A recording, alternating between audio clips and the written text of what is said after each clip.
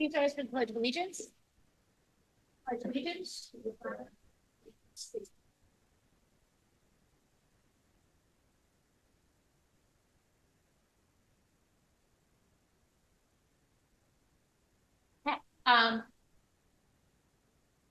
So Brian is away for work and will be zooming in, but I'm going to get started and he'll be coming in within a few minutes. I will start with the president's report, and I'm going to be super brief tonight. I just want to say good evening. We just came out of session. I think I can speak for us all that I say we feel good about the budget that we are approving tonight. And I also want to let the community know that absentee ballots will be available starting tomorrow. We're going to discuss the budget in more detail and much more in depth when we come to it on the agenda. So I'm not going to go into it at this point. I do want to commend our seniors on a wonderful senior class play this past weekend, as well as all the ongoing performances and celebrations that are happening. It's all very, very exciting. And we can't wait to celebrate your graduation in a couple of weeks. I also want to wish a happy Pride Month to all of our families celebrating. And that's really all I've got. We're winding down the year and it's an exciting time. Great, thank you, Hillary. All right, something's going to happen with the sound. I feel like it's too loud. We need to address 1.1.1. I think we finished. Okay, so I am going to move 1.1.1, which is adopting the 24-25 Board of Education meeting schedule. Can I have a second? Okay, we previously discussed that we may actually need to make some changes. We're not ready to adopt this evening, so we are going to table this for a future meeting date. There's no urgency. We will get it all approved before we have to. But it was on the agenda, so I wanted to move it and let the community know that we're not ready to actually adopt it tonight. We're going to table it tonight and we'll adopt it at a future meeting. So I don't have to do anything else with that, right? Motion to table? Yeah, I'm moving to table. Yeah. Any questions or concerns? No. All in favor? Aye. Yes, that is table. Okay, so are we ready? Yeah. All right, so before Josh and I present the budget, I just want to share a few comments. So as I shared right after the budget vote at our last meeting, our vote was democracy in action. And our last budget had two controversial issues in it, increasing police presence and exceeding the tax cap, which is unusual for us. Improving instruction, supporting the emotional growth of our students and keeping our schools safe are always still going to be our objectives, but we need to do this differently and be mindful of what the community can and will support. So we work together to create a budget that we believe works for everybody. We are one of the best school districts in New York State. Over the weekend, 29 of our sophomores, science research students out of 54 won awards at a regional competition that included over 700 students. Our girls lacrosse team and track teams this weekend are headed up to state competition for hopefully the championships. We just had 23 staff receiving tenure. Every week you can see in our press releases the amazing work happening in our schools, which we should all be proud of. The budget continues to build and expand on this outstanding work. But before we begin with our slide deck, I also want to acknowledge that we have families and staff members that are still very concerned about safety. My entire family is in our schools. I am in the schools with your children, and I know the seriousness of this responsibility, and we will continue to work together to ensure the school remains safe spaces for our students to learn and our staff to work. And David, if you could pull up the presentation. So I just want to remind our community, we have state-of-the-art security enhancements in our school district. We will continue to make safety and security decisions based on our audits from experts in the field and best practices on research on school safety. You can see some of those adjustments we've made since I've been here outlined in our slide of what is currently in place, and then in our next slide of what we have inside of the proposed budget for the 25-24 academic year. We will continue to be a leader in this area because that is what our students and staff deserve. Right, so now we're going to move into our new proposed budget. for the 24-25 school year. So our new proposed budget is within the levy limit, and it's an proposed increase of about $2.4 million. And then it's still framed within the 3 strategic questions, which are fiscal responsibility, academic program enhancement, and social emotional learning. We also, in developing the new budget, continue to be mindful of our 5 strategic priorities and have built our program around making sure that we are continuing to improve based on our strategic initiatives. And so now I'm going to move to Josh, who will talk more about the specifics within the budget in terms of the financials. Sure. So our new proposed budget for 24-25 is a 1.77% budget to budget increase with a 1.81% tax levy increase. And the disparity is due to utilizing less fund balance in the coming school year than this one. From our previous budget to get to a tax compliant budget, we had to reduce our tax levy by about $1.4 million.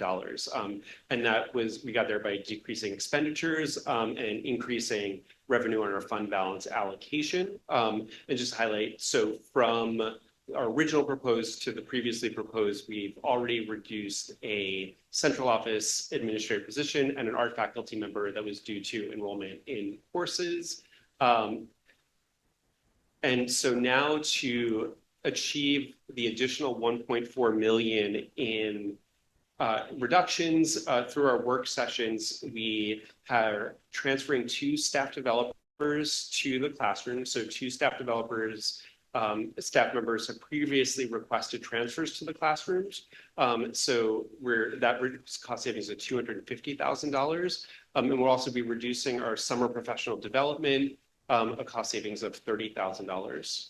I just want to be mindful that now that we are moving towards a second budget vote, our staff assignments won't be finalized until after that vote takes place, according to our contractual obligations with the CCT.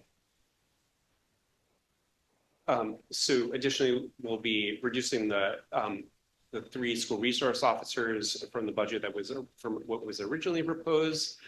We have a business office clerical that is currently part-time, and that individual will remain part-time.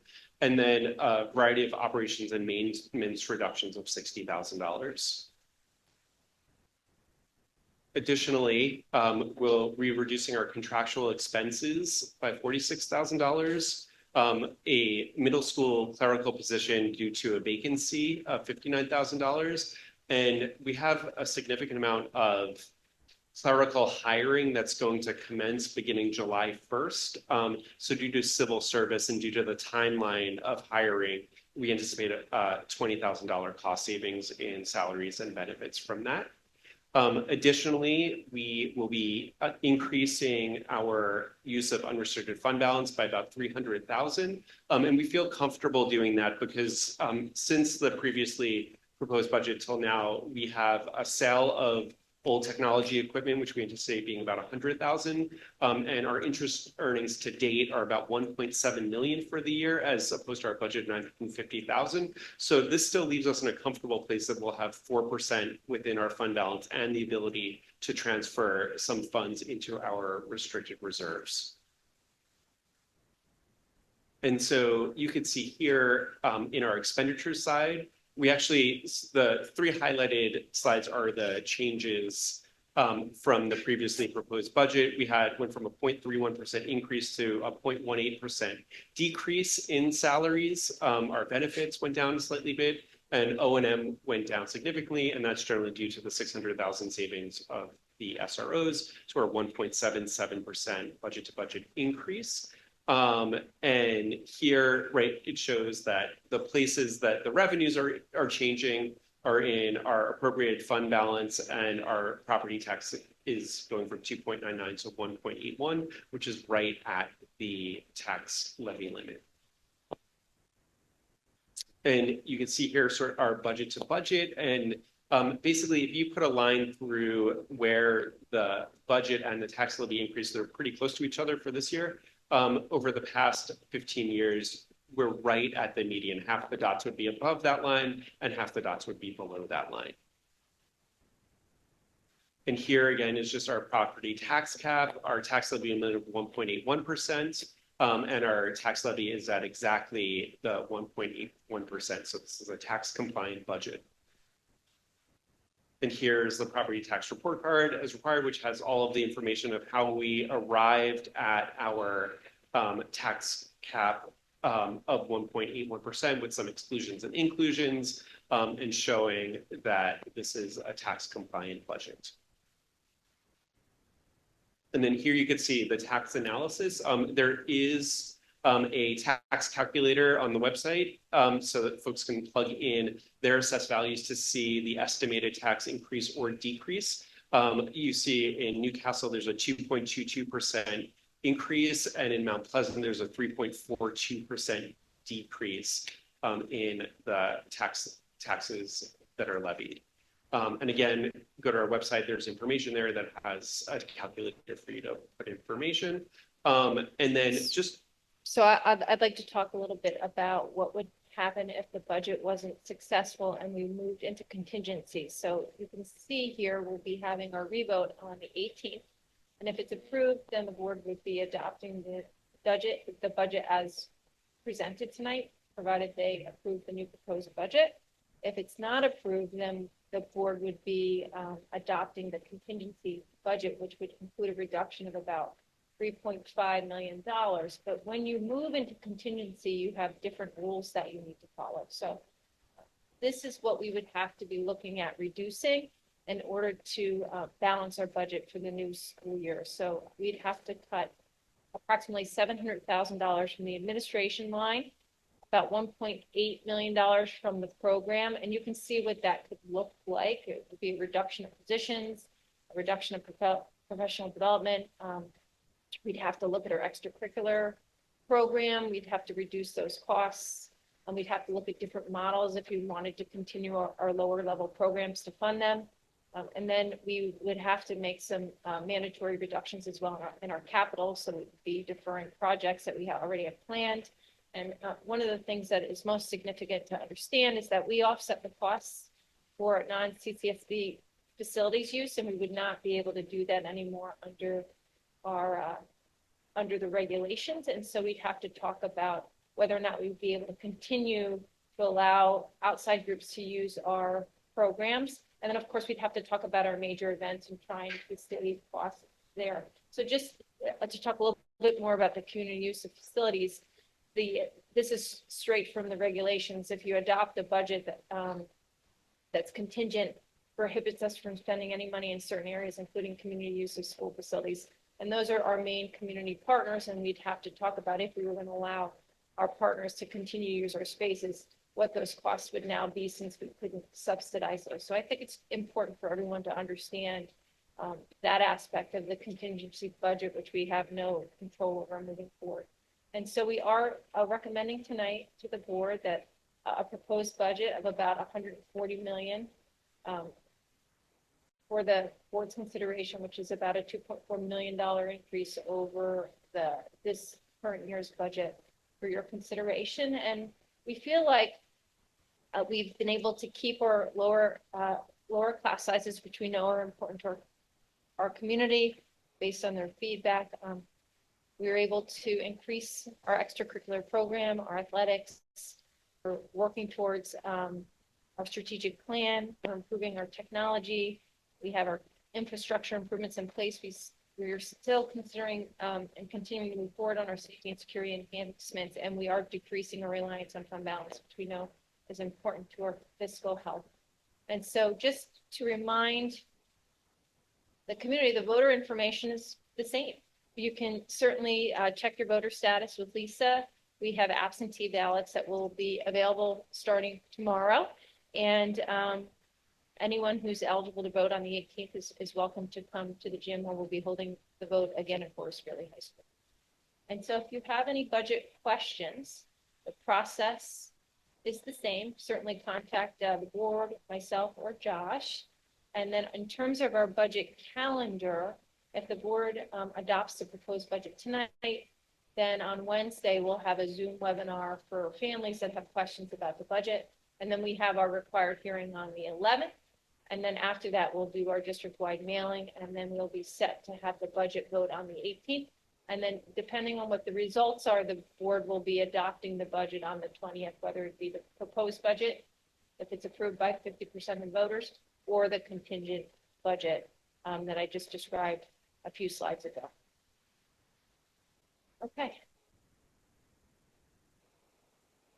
So I guess it makes sense for us to comment at this point. I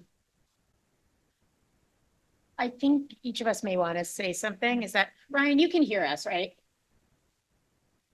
Okay, great. Thank you. I want to start by just letting the community know that we did have a work session today at 5, where we talked through the machinations of the budget in response to the previous work session, which was, I believe, last week. We had asked the administration to come back with a budget that had some changes from last week's proposal at the work session, specifically preserving the small class sizes through 6th grade. And there were some other cuts that needed to be made in order to do that. They came back today with their proposal as well as options, which we discussed, and we felt comfortable moving forward with the proposal that you just saw reviewed a few minutes ago. But I just want to let the community know that we did go through all of those options and questions and concerns at the 5 o'clock work session. I feel very good about this budget. As you all know, I felt good about the last budget, but the community did not. This budget is tax cap compliant. It prioritizes students and teachers. The new budget iteration maintains the sectioning that was originally proposed. We've been able to keep the smaller elementary and middle school class sizes that were in the first budget. We've been able to make cuts that do not result in any person losing a job. All cuts to positions have been not filling open positions, whether those positions were through retirement or people asking to move into different positions. All cuts are to positions, not people, and I feel really good about that. All staff and faculty will stay, and new faculty will be hired to fill new roles as needed. None of the cuts we are making are any student-facing positions, and we know that this budget will support our students and our teachers and continue to provide the exceptional level of education that our community expects. So I feel really good about it, and I want to give my fellow board members an opportunity to say something as well. So I see this moment as an opportunity, a second chance to do things better. It's during times of hardship that we truly see where our strengths lie and where we need improvement. It reveals to us what we possess and what we lack. I want to express my gratitude to the community for sharing their feedback with us this past week. I also acknowledge that 3,164 voters sent us a message. And of the 3,164 votes, 2016 voted no to the school budget resolution and 1137 voted yes. So here we are for round 2. We cannot focus solely on community opinion. It cannot substitute the board's judgment. Community input is valuable, but it can't be the sole factor guiding our decisions. We do not govern by survey. We must balance the feedback with what we believe is right for the district. That's why we were elected. As a board, we were elected to exercise judgment and make choices that serve the best interests of the district. We are not making decisions, especially difficult ones, based on emotions. Important policy decisions should not hinge solely on a budget vote. Relying solely on the outcome of a vote completely undermines the necessity for thoughtful deliberations. A budget vote, which essentially revolves around the question of whether or not to allocate a certain dollar amount, overlooks the broader considerations necessary for effective governance. Policies should instead stem from thorough board discussions informed by research and data, leading to a reasoned and rational outcome. We need to draw on our resources, our partnerships, to continue our work to keep moving forward. Focus on the basic foundational needs to further improve educational quality and academic initiatives. Finding a balance between academic achievement and mental wellness is critical. especially now where we are just coming out of the pandemic. So much has been lost, disrupted, removed, and sacrificed. We must give our students the care and attention they seek and need. We need to close the gaps. Every student, each student, all students must be given the same level of care and attention to be successful in their learning. So with that said, I thank the administration. Thank you for the presentation. I appreciate the effort in reducing the budget for it to be tax cap compliant. I will vote yes to adopt the proposed budget. Thank you.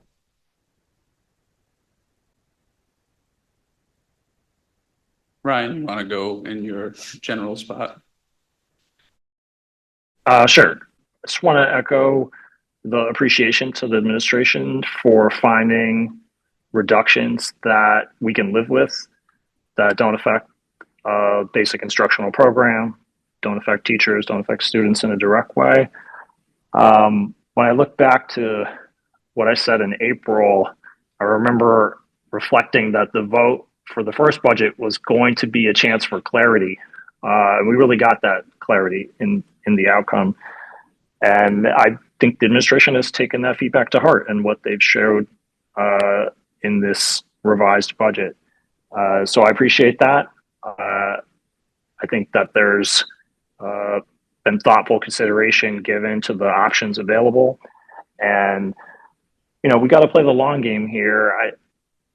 As Kaylee said, we can't govern on survey. We want to use good judgment, use reason in making our determinations. And while, yes, I did vote to adopt the budget last time, despite having reservations about some of what was included, I'm glad to see that, we seem to have a new consensus here about how to move forward. So I also support, adopting this budget moving forward. Over to you, Matt. Thanks. I'm going to be brief because I actually really don't feel well. I just think that I would echo Kaylee's comments on I think there was an unintended positive consequence by the failure of the budget. I like to think in athletic terms, sometimes when you lose a game by a very small margin, you tinker a little bit and say, okay, here's how we get better. We got destroyed. That budget got destroyed. The community spoke. It was very clear. It was very loud. But I don't think it's as easy as just pointing out two things linearly that the community might not have wanted. I think what we really need to take away from that is that the unintended positive consequence that occurred last week for the people who were here for our work session was they got to see us work in public and have a very transparent discussion about the budget, what needed to come out, what needed to go, what needed to definitely stay in, which obviously small class size was a huge factor for all of us. And I think that was really instructive and informative. And I think having those discussions out in public like that, the transparency is the number one thing. I think you could talk about SROs, you could talk about over the tax cap. I think the number one thing that margin of defeat said to us was they don't have confidence in the way we're governing, to Kaylee's point. And it's not our job or your job, Christine, to crowdsource, hot button topics. Okay, SROs. Last year, those surveys told us something completely different than this vote told us. So I think the error is in asking people. We need to be transparent and have those discussions and then get the responsiveness from the community back.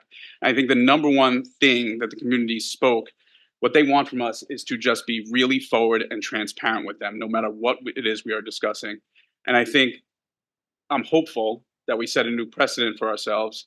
And we're going to have a lot more of those discussions out in the public. And I think we're going to be able to do our jobs. We're going to be able to do your job a lot better with that level of transparency. And again, everything that's in this new budget, I support, and I'm happy to move forward.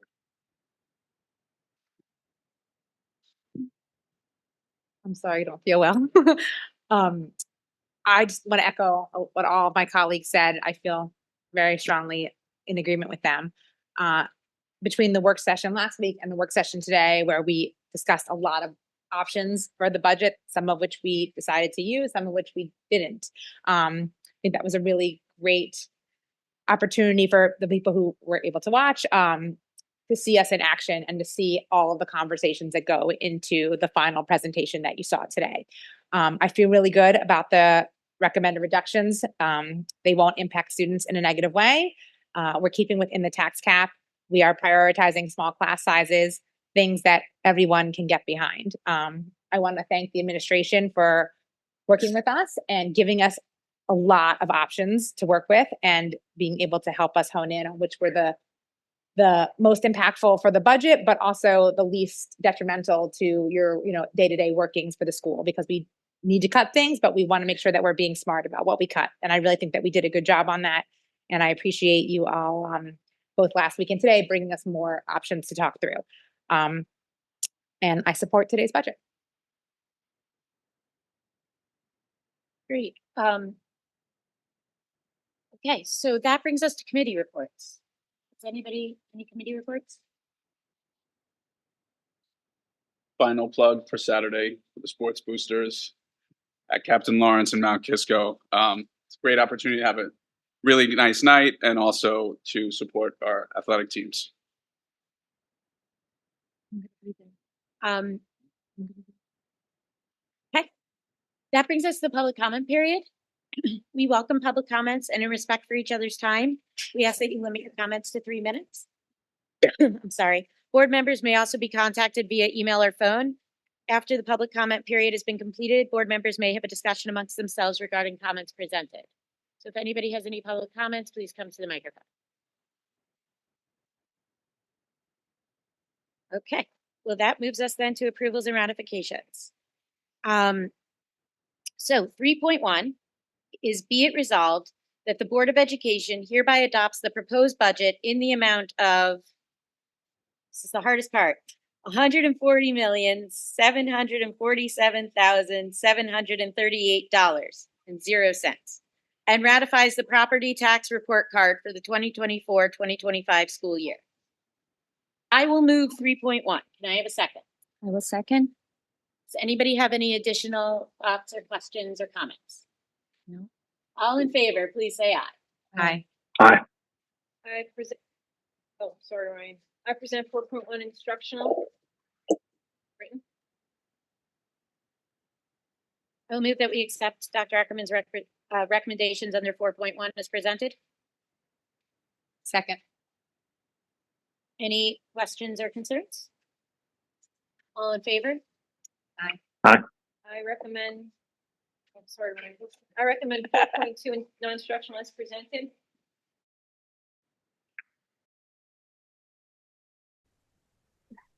I will recommend that we, I will move that we accept Dr. Ackerman's recommendations under 4.2. Second. Questions or concerns? All in favor? Aye. That brings us to the consent agenda. The use of a consent agenda permits the Board of Education to make more effective use of its time by adopting a single motion to cover those relatively routine matters which are included. Any member of the board who wishes to discuss individually a particular piece of business on the consent agenda may so indicate, and that item will be considered and voted on separately, thus preserving the right of all board members to be heard on any issue. So does anybody have anything they'd like to remove from this evening's consent agenda? Then can I have a motion, please, for 5.1 through 5.6? Motion. Yeah. Any questions or concerns?